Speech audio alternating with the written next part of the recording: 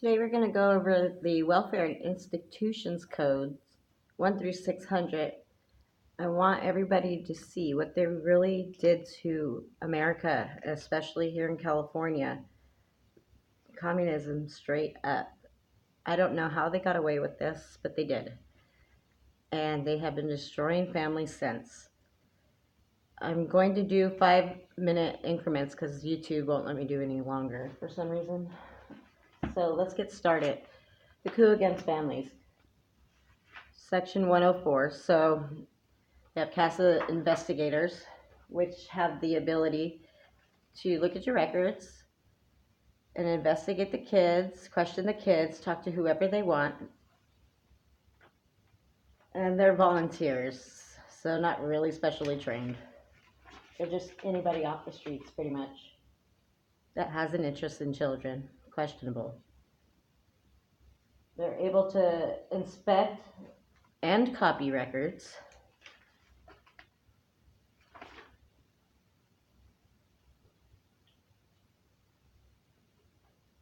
Without the consent of children and parents. 201. The unconstitutionality of restraints. They give themselves permission to not follow the Constitution. Rationale behind principle permitting restraints on child that could not constitutionally be applied to adult is that juvenile court proceeding is not a criminal one, but one in which state exercises inherent power as the parens patriae to interfere on behalf of child, including interference between child and his parents, when morals, safety, or interest of child require it. And that is Bacon, 1966, Appellate Court, 1st District, 240, California, if you want to find that case, where they gave themselves permission to restrain children and not follow the Constitution. 202 F10. This is one of my favorites. It says, because the juvenile court does not guarantee that a child will never be the victim of its parents' occasional and casual neglect, the legislature's statement of purpose in WIC 202 does not impose a definite affirmative duty on a county to prevent all forms of parental neglect by foster families with whom wards of the court may be placed. Jordy versus County of Humboldt. Disgusting.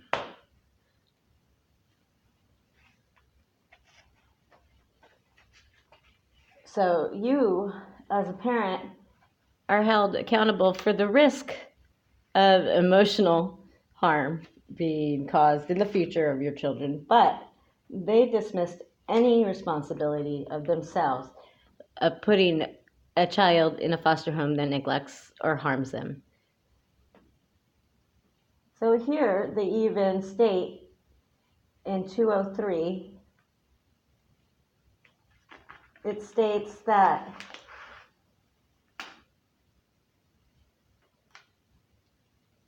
okay, where does the sentence start? God, they do this all the time in this book.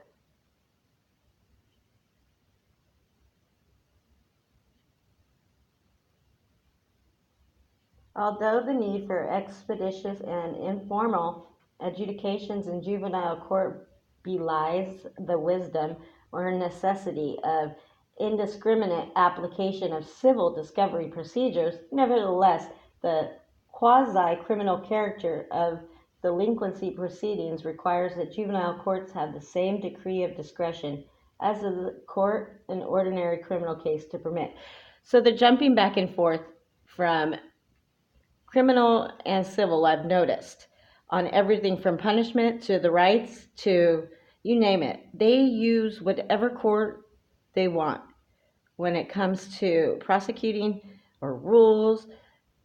I mean, when it comes to you, you're only allowed to use civil, but when it comes to them, they can give the punishment of a criminal court.